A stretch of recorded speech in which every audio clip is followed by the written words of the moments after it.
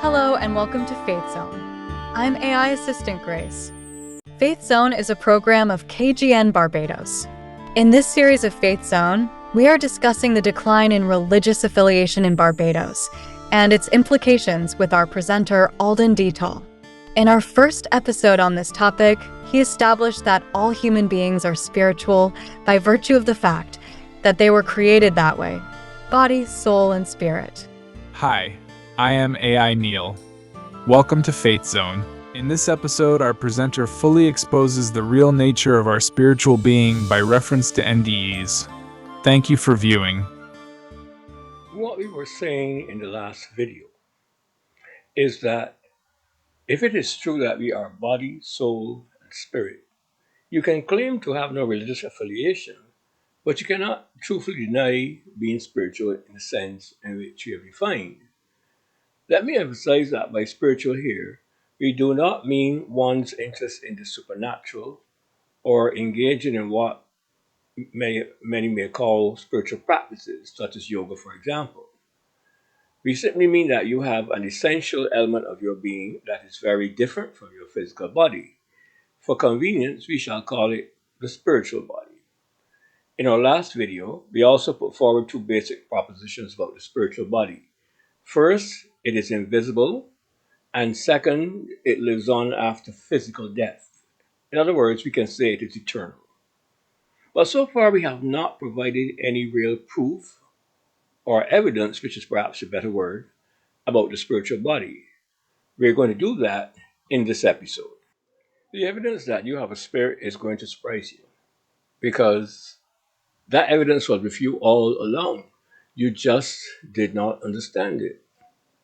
Here is how a famous French philosopher, René Descartes, explained it. Cogito ergo sum. And what does that strange phrase mean? It means, I think, therefore I am. What that statement means is this: the fact that you are capable of conscious thought means that you exist. Let that sink in for a moment. But isn't it a fact that we think because we have a brain? So when we die, doesn't the brain also die? So how can we think after death? I don't understand. Very good questions, and we can easily answer them.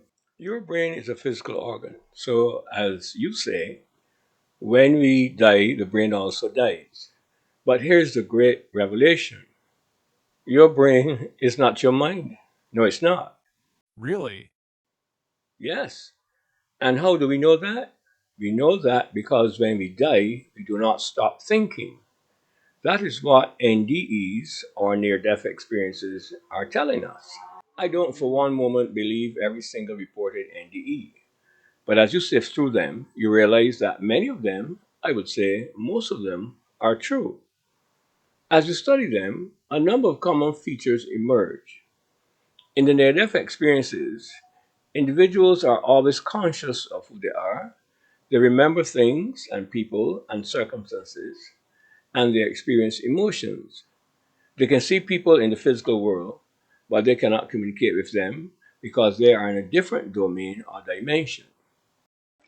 And I shouldn't really have to say this, but the reason why the dead cannot communicate with the living is because their voice box, which is part of their body, is no longer attached to their spirit because they're dead.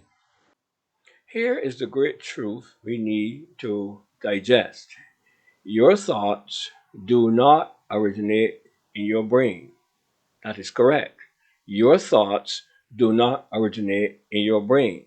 They originate in your spirit, which is connected to your physical brain in ways we do not yet fully comprehend. Thanks to the evidence from near death experiences, we now know that is true. But is there not a verse in the Bible that says, the dead know nothing? Yes, and I can tell you who said that and where it is. Let's look at Ecclesiastes chapter 9, verse 5. That is where we find that statement. It is the book after Proverbs, which is the book after Psalms. Can you read it for us? Okay. For the living know that they will die, but the dead know nothing, They have no further reward, and even their name is forgotten. Thank you.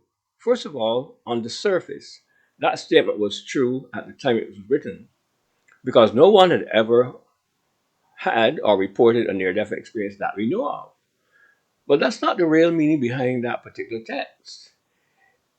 If you look at the context, if you look at the context, that is the other verses around it, you will get the meaning.